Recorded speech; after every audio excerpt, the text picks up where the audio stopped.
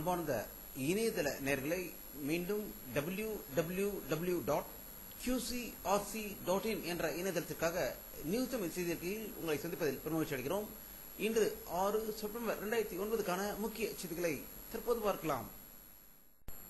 பீகார் மாநிலத்தில் நடக்க இருக்கும் 18 சட்டசபை இடைத்தேர்தலில் காங்கிரஸ் கட்சி தனித்து போட்டியிட இருப்பதாகவும் இதனால் ராஷ்டிரிய ஜனதா கட்சியின் தலைவர் லல்லு பிரசாத் யாதவ் அதிர்ச்சி அடைந்திருப்பதாக பாட்னாவிலிருந்து தகவல்கள் வெளிவந்து கொண்டிருக்கிறது.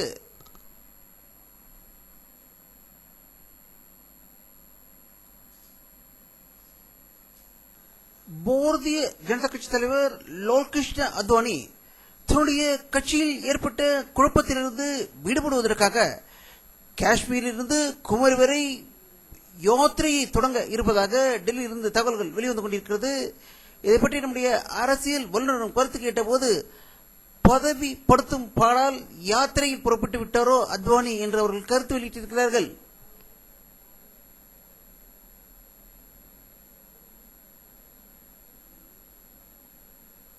பீகார் மாநிலம் தனம்பூரிலிருந்து கொல்கத்தாவில் உள்ள ஹோராவுக்கு சென்று கொண்டிருந்த எக்ஸ்பிரஸ் ரயிலில் 15 கொள்ளையர்கள் ரயிலில் ஏறி 2 பொதுப்பட்டிகளில் புகுந்து பயணிகளை தாக்கி பொருட்களை கொள்ளையடித்ததாகவும் அதில் ஒருவரை தாக்கிய போது ஒரு பயணி கொல்லப்பட்டதாகவும் பாட்னாவிலிருந்து தகவல்கள் வெளிவந்து கொண்டிருக்கிறது.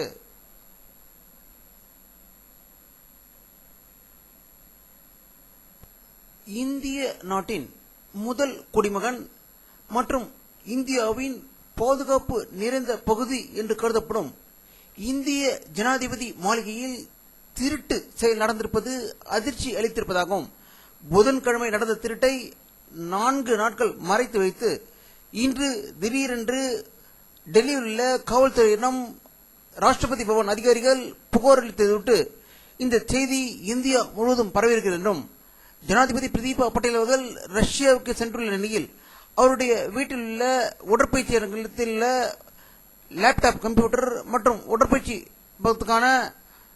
எந்திரங்களை திருடி சென்று விட்டதாக ஒரு அதிர்ச்சி தகவல் டெல்லியிலிருந்து வந்து கொண்டிருக்கிறது.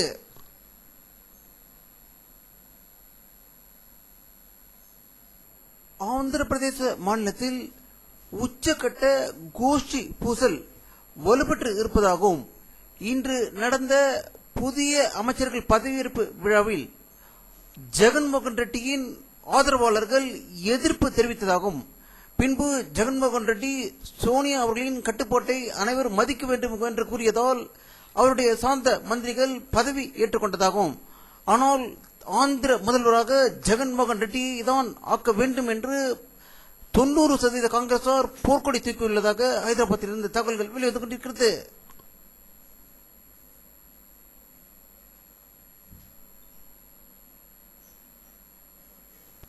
மதிமுக பொதுச் செயலாளர் திரு வைகோ அவர்கள் தன்னுடைய கட்சி தொண்டர்களின் திருமணத்தில் கலந்து கொண்டு பேசுகையில் நெருப்பின் மடியில் பிறந்த இயக்கம் மதிமுக என்றும் இது விழுந்து விடவில்லை என்று அவர் சூழலித்ததாக சென்னையிலிருந்து தகவல்கள் வெளிவந்து கொண்டிருக்கிறது.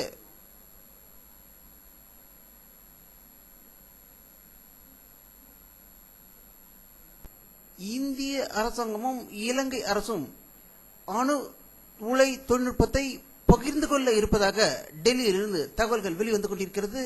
இதை பற்றி நம்முடைய அரசியல் வல்லுநர் கருத்து கேட்டபோது, இந்தியாவும் இலங்கையும் அணு உலை தொழில்நுட்பத்தை பகிர்ந்து கொள்ளும் போது சீனா இடைமறித்து இலங்கையிடம் இதைவிட அதிகமான தொழில்நுட்பத்தை நாங்கள் தருகிறோம் என்று கூறி இதற்கு நீங்கள் செய்ய வேண்டிய பரிகாரம் டெல்லியின் மீது அணுகுண்டு வீச வேண்டும் என்று இலங்கையிடம் கேட்டால் இலங்கை அதனை வீசுவதற்கு தயாராகி விடும் என்று அவர்கள் கருத்து வெளியிட்டிருக்கிறார்கள்.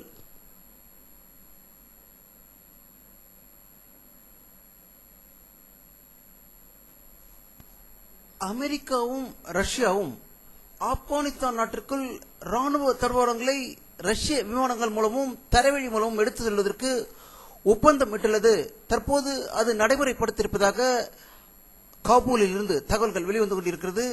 ஒரு காலத்தில் ரஷ்ய ராணுவத்தை விரட்டி அடிப்பதற்காக அமெரிக்கா ஆப்கானிஸ்தானில் உள்ள தாலிபான்களுடன் கூட்டு சேர்ந்து சதி செய்தது குறிப்பிடத்தக்கது.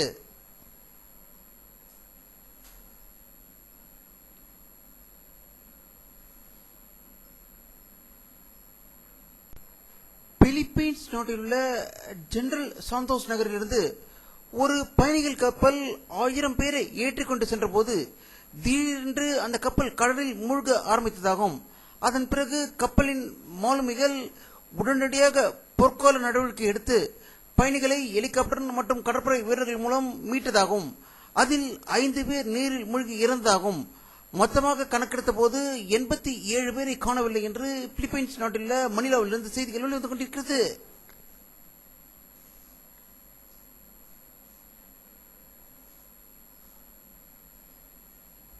ஈராக் நாட்டில் அமெரிக்க ராணுவ வீரர் ஒருவர் அங்கு பாலியல் பலாத்காரம் செய்ததாக குற்றஞ்சாட்டப்பட்டதை அடுத்து அமெரிக்க நீதிமன்றம் அந்த அமெரிக்க ராணுவ வீரருக்கு வாழ்நாள் சிறை தண்டனை அளித்திருப்பதாக வாஷிங்டனில் இருந்து தகவல்கள் வெளிவந்து கொண்டிருக்கிறது.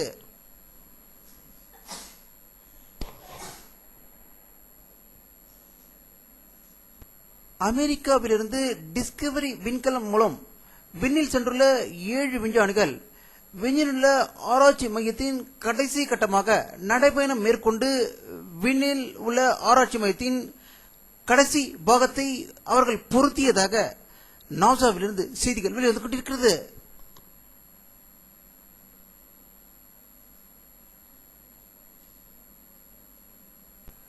வானிலை அறிக்கை 6 செப்டம்பர் 2009 பிற்பகல் 3 எடுக்கப்பட்ட சேட்டலைட் புகைப்படத்தை தற்போது பார்த்துக் கொண்டிருக்கிறீர்கள். தமிழகத்தில் மேகமூட்டங்கள் அவ்வளவாக காணப்படவில்லை. ஒரு சில இடங்களில் லேசான மேகமூட்டங்கள் காணப்படுகின்றன. ஆகையால் மழை பெய்வதற்கான வாய்ப்புகள் கம்மி என்றும், இன்று வெயிலின் தாக்கம் அதிகமாக இருந்தாகவே தகவல்கள் வெளிவந்து கொண்டிருக்கிறது.